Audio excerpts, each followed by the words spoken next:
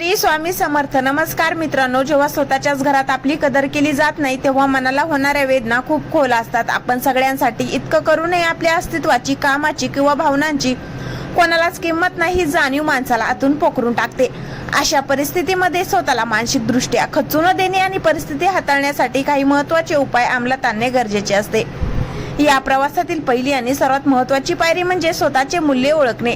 जेव्हा इतर लोक तुमच्याकडे दुर्लक्ष करतात तेव्हा नकळतपणे तुम्ही स्वतःला कमी लेखू लागता, पण हे पूर्णपणे चुकीचे आहे. तुमची किंमत ही इतरांच्या प्रशंसेवर किंवा त्यांच्या चांगल्या वागण्यावर अवलंबून नाही. त्यामुळे स्वतःचा आदर करायला शिका. यानंतरचा दुसरा टप्पा येतो तो म्हणजे मर्यादा आखणे, बाउंड्री सेट करणे. घराबाहेरचे असो वा घरातले, जर कोणी तुमच्या चांगुलपणाचा गैरफायदा घेत असेल किंवा तुम्हाला गृहीत धरत असेल तर त्यांना स्पष्टपणे पण शांतपणे नाही म्हणायला शिका. प्रत्येक वेळी सगळ्यांच्या हो मध्ये हो मिळवणे किंवा स्वतःचा त्रास सहन करून इतरांना खुश ठेवणे बंद करा. तुमच्या या अचानक बदललेल्या वागण्यामुळे सुरुवातीला घरातल्यांना आश्चर्य वाटेल, पण हळूहळू त्यांना तुमच्या वेळेची आणि श्रमाची किंमत कळू लागेल. या पुढची गोष्ट म्हणजे संवाद साधणे, पण हा संवाद भांडणाचा किंवा रडारडीचा नसावा. योग्य वेळ पाहून घरातल्या मुख्य व्यक्तीशी किंवा ज्यांच्या वागण्याचा तुम्हाला त्रास होते त्यांच्याशी थेट आणि शांत भाषेत बोला. त्यांना सांगा की जेव्हा तुमच्या कामाची साधी दखलही घेतली जात नाही तेव्हा तुम्हाला किती वाईट वाटते. अनेकदा घरातल्यांना जाणीवच नसते की त्यांच्या वागण्याने समोरच्याला किती त्रास होतोय. त्यामुळे मनातील भावना शब्दात मांडणे गरजेचे ठरते. जर बोलूनही काहीच फरक पडत नसेल तर काही काळ स्वतःला त्या गोष्टीपासून थोडं लांब करून पहा. जी कामे तुम्ही हक्काने आणि प्रेमाने करता ती काही दिवस करणे थांबवा किंवा त्याचे प्रमाण कमी करा. माणसाला एखाद्या गोष्टीची सवय झाली की तिचे महत्त्व वाटत नाही, पण जेव्हा ती गोष्ट मिळणे बंद होते तेव्हाच त्याची खरी किंमत कळते. हाच नियम कौटुंबिक नात्यालाही लागू होतो. या सगळ्यात सर्वात महत्त्वाचे आहे स्वतःच्या आनंदाची जबाबदारी स्वतः घेणे. घरातून कौतुक मिळत नाही म्हणून स्वतःला एका खोलीत कोंडून घेणे किंवा सतत दुःखी राहणे सोडा. तुम्हाला ज्या गोष्टी करायला आवडतात, जसे की एखादा छंद जोपासणे, वाचन करणे, जुन्या मित्रांना भेटणे किंवा नवीन काहीतरी शिकणे, यात स्वतःला गुंतून घ्या. तुमचे आयुष्य फक्त घरापुरते मर्यादित नाहीये. स्वतःला पटवून द्या. जेव्हा तुम्ही स्वतः आनंदी आणि आत्मनिर्भर राहायला शिकता तेव्हा इतरांच्या दुर्लक्षाचा तुमच्या मनावर होणारा परिणाम आपोआप कमी होतो. शेवटी एक गोष्ट लक्षात ठेवा की तुम्ही कोणालाही बळजबरीने तुमच्यावर प्रेम करायला किंवा तुमचा आदर करायला लावू शकत नाही, पण स्वतःला सन्मान देणे आणि स्वतःचा आनंद जपणे पूर्णपणे तुमच्या हातात असते. परिस्थिती एका रात्रीत बदलणार नाही, पण या उपायांचा सातत्याने वापर केल्यास घरातल्यांच्या दृष्टिकोनात नक्कीच सकारात्मक बदल घडून येईल. जेव्हा तुम्ही स्वतःला प्राधान्य द्यायला सुरुवात करता आणि घरातून मिळणाऱ्या दुर्लक्षाकडे थोडे दुर्लक्ष करायला शिकता तेव्हा परिस्थितीचा दुसरा अंक सुरू होतो. सुरुवातीला घरातल्यांना तुमचा हा बदललेला अवतार कदाचित आवडणार नाही. काही लोक तुम्हाला स्वार्थी किंवा बदललेला म्हणू लागतील, पण अशा वेळी मनावर नियंत्रण ठेवणे अत्यंत गरजेचे असते. हा काळ स्वतःला सिद्ध करण्याचा नसून स्वतःला स्थिर ठेवण्याचा आहे. जेव्हा जेव्हा तुमच्या भावनांना ठेच पोहोचेल तेव्हा तिथेच वाद घालत बसण्यापेक्षा शांतपणे तिथून बाजूला होणे कधीही उत्तम. तुमची शांतता ही समोरच्या व्यक्तीला विचार करायला भाग पाडणारी सर्वात मोठी शक्ती बनू शकते. या पुढचा प्रवास म्हणजे भावनिक परावलं पूर्णपणे संपवणे. आपण दुःखी का होतो? कारण आपण घरातल्यांकडून प्रेमाची, कौतुकाची किंवा साध्या थँक्यूची अपेक्षा ठेवतो. ही अपेक्षा ठेवणे आपण जितके लवकर बंद करू तितके आपले मन शांत होईल. आपण जे काही करत आहोत ते स्वतःच्या कर्तव्यापोटी किंवा स्वतःच्या आनंदासाठी करत आहोत, कोणाला खुश करण्यासाठी नाही. हा दृष्टिकोन अंगीकारायला हवा. जेव्हा तुम्ही अपेक्षांचे ओझे उतरून ठेवता तेव्हा समोरच्याच्या कौतुकाची भूक संपते आणि पर्यायाने त्याच्या दुर्लक्ष करण्याच्या हत्याराची धारही बोथट होते. यासोबतच घरातून न मिळणारा पाठिंबा बाहेरच्या जगातून मिळवण्याचा प्रयत्न करा. याचा अर्थ घर सोडून जाणे असा नाही, तर समाजात वावरताना स्वतःचे एक वेगळे जग निर्माण करणे होय. एखादी नोकरी, व्यवसाय, सामाजिक कार्य किंवा अगदी एखाद्या संस्थेची जोडून घेणे तुम्हाला एक नवी ओळख देऊ शकते. जेव्हा बाहेरचे लोक तुमच्या कामाची कदर करतात, तुम्हाला आदर देतात, तेव्हा तुमचा गमावलेला आत्मविश्वास परत येतो. हा आत्मविश्वास तुमच्या चेहऱ्यावर आणि वागण्यातून घरातल्यांनाही दिसू लागतो. एक स्वातंत्र्य, खंबीर आणि स्वतःच्या पायावर उभी असलेली व्यक्ती कोणालाही गृहीत धरता येत नाही. हा जगाचा नियम आहे. शेवटी एक कटू सत्य स्वीकारावे लागेल की काही माणसे स्वभावातच कृतज्ञ असतात. त्यांना तुम्ही कितीही दिले तरी ते कधी समाधानी होणार नाही. त्यामुळे अशा लोकांच्या स्वभावाला बदलण्याचा अट्टहास सोडणे शहाणपणाचे ठरते. स्वतःच्या मानसिक आरोग्याची किंमत कोणत्याही नात्यांपेक्षा मोठी असू शकत नाही. जर परिस्थिती असह्य होत असेल तर स्वतःसाठी खंबीर निर्णय घेण्याची तयारी ठेवा. तुमचे आयुष्य हा एक अमूल्य ठेवा आहे. तो कोणाच्या तरी उदासीनतेमुळे वाया घालू नका. स्वतःवर विश्वास ठेवा, हसत राहा आणि तुमच्या अस्तित्वाचा प्रकाश इतका प्रखर करा की दुर्लक्ष करणाऱ्यांनाही एक दिवस तुमची उणीव प्रकाशनाने जाणवेल. जेव्हा तुम्ही स्वतःला मानसिकदृष्ट्या खंबीर बनवता आणि दुसऱ्यांच्या मतावर जगणे सोडून देता, तेव्हा खऱ्या अर्थाने तुमच्या आंतरिक रूपांतराला सुरुवात होते. या टप्प्यावर आल्यानंतर सर्वात महत्त्वाची गोष्ट म्हणजे अपराधबोध, गिल्ट मनातून पूर्णपणे काढून टाकणे. अनेकदा जेव्हा आपण स्वतःसाठी उभे राहतो, घरातल्यांच्या चुकांवर बोलायला लागतो किंवा त्यांच्या बेजबाबदार वागण्याला नकार देतो, तेव्हा आपल्याच मनात एक भीती निर्माण होते की मी काही चुकीचं तर करत नाही ना, किंवा माझ्यामुळे नाती तर तुटणार नाही ना. पण हा विचार करणे थांबवा. स्वतःच्या स्वाभिमान जपणे म्हणजे स्वार्थी असणे नव्हे. जोपर्यंत तुम्ही स्वतः आनंदी आणि निरोगी राहणार नाही, तोपर्यंत तुम्ही कुटुंबाला तरी कसे सांभाळणार. त्यामुळे स्वतःच्या हक्कासाठी घेतलेल्या भूमिकेबद्दल मनात कोणताही अपराधीपणा ठेवू नका. या पुढचा भाग म्हणजे आर्थिक आणि मानसिक आत्मनिर्भरतेवर, इंडिपेंडन्स अधिक भर देणे.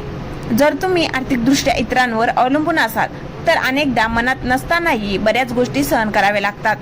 त्यामुळे जर शक्य असेल तर स्वतःचे उत्पन्न सुरू करण्याचे मार्ग शोधा. मग ते घरगुती काम असो, ऑनलाईन व्यवसाय असो किंवा अगदी एखादी नोकरी. आर्थिक स्वातंत्र्य माणसाला एक वेगळाच आत्मविश्वास देते.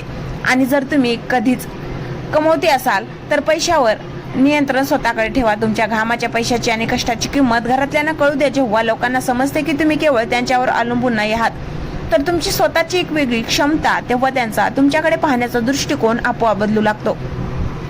या संपूर्ण प्रवासात स्वतःला सकारात्मक ऊर्जेने, पॉझिटिव्ह एनर्जी वेढून घेणे अत्यंत गरजेचे आहे. घरातून जर सतत नकारात्मकता, टोमणे किंवा दुर्लक्ष मिळत असेल तर विषारी ऊर्जा तुमच्या मनात साचू देऊ नका. यासाठी दररोज किमान अर्धा तास स्वतःसाठी काढा, ज्यामध्ये तुम्ही ध्यान, मेडिटेशन, व्यायाम किंवा निसर्गाच्या सानिध्यात वेळ घालवू शकता. हे तुमच्या मनातील साचलेला संताप आणि दुःख बाहेर काढण्यास मदत करेल. घरातल्यांनी कौतुक केले नाही म्हणून स्वतःला शिक्षा देणे बंद करा आणि स्वतःचे छोटे छोटे विजय साजरे करायला शिका.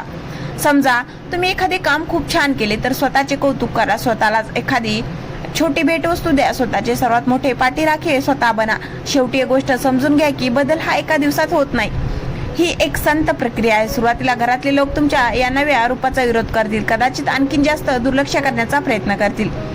पण तुम्ही तुमच्या निर्णयावर ठाम राहा. जेव्हा त्यांना दिसेल की त्यांच्या दुर्लक्षाने आता तुम्हाला काहीच फरक पडत नाही, उलट तुम्ही अधिक आनंदी आणि खंबीर दिसत आहात, तेव्हा त्यांचे ते हत्यार निकामी होईल ना. तीही दोन्ही बाजूने जपायची असतात. एका हाताने टाळी कधीच वाजत नाही. त्यामुळे तुम्ही तुमचे कर्तव्य आणि प्रेम प्रामाणिकपणे दिले आहे. आता उरलेली जागा तुमच्या स्वाभिमानाची आहे. स्वतःला इतके मजबूत करा की कोणाची उदासीनता तुमच्या चेहऱ्यावरची हसू हिरावून घेऊ शकणार नाही.